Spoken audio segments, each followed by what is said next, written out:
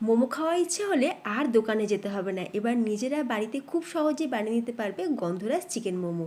কিভাবে দেখে নাও রেসিপি। প্রথমে চিকেনটাকে আমরা এখানে মিক্সিতে দিয়ে সুন্দর করে পেস্ট করে নেবো। তারপর চিকেনের মধ্যে গন্ধরাজ লেবুর জেস্ট, সাথে আদা, রসুন, কাঁচা লঙ্কা আর পেঁয়াজ ভালো করে কুচিয়ে নিয়ে সেগুলোকে মিশিয়ে নেবো। তাতে দিয়ে দেবো নুন, গোলমরিচের গুঁড়ো আর গন্ধরাজ লেবুর রস, সব কিছু দিয়ে ভালো করে মেখে নিয়ে এবার দিয়ে দেবো ডার্ক সয়া সস আর ডালডা ঘি। এই ডালডা ঘিটাই কিন্তু আমাদের মোমো স্টাফিংটাকে ময়শ্চার রাখবে। এবার মোমো স্টাফিংটা তো আমাদের রেডি হয়ে গেছে। অন্যদিকে একটা গ্লাসে উষ্ণ গরম জল নিয়ে তাতে লবণ, সাদা তেল আর একটু গ্রিন ফুড কালার খুব ভালো করে মিক্স করে নিয়ে এই জলটা দিয়েই আমরা ময়দাটা ভালো করে মেখে নেবো। মাখা হয়ে গেলে বেলে নিয়ে মাঝখানে মোমো স্টাফিংটাকে দিয়ে ঠিক এইভাবে, ঠিক আমি যেরকম ভিডিওতে দেখাচ্ছি এইভাবে মুড়ে নিতে হবে।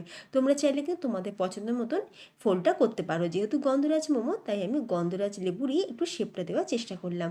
খুব ভালো করে মুখটাকে মুড়ে নিয়ে সবগুলো যখন রেডি হয়ে যাবে তখন একটা ছিদ্রযুক্ত থালাতে কিছুটা তেল ব্রাশ করে নিয়ে মোমোগুলোকে রেখে আমরা এখন স্টিম করে নেব মিডিয়াম ফ্লেমে 20 থেকে 25 মিনিট। আর মোমোগুলো স্টিম করার সময় অবশ্যই গন্ধরাজ লেবুর পাতা একটু দিয়ে দিতে হবে।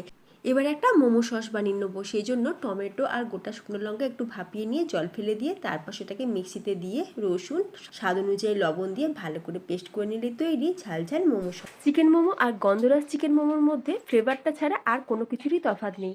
তাই তোমাদের বলছি বাড়িতে তোমরাও বানিয়ে খাও আর সাবস্ক্রাইব করে যাও। টাটা।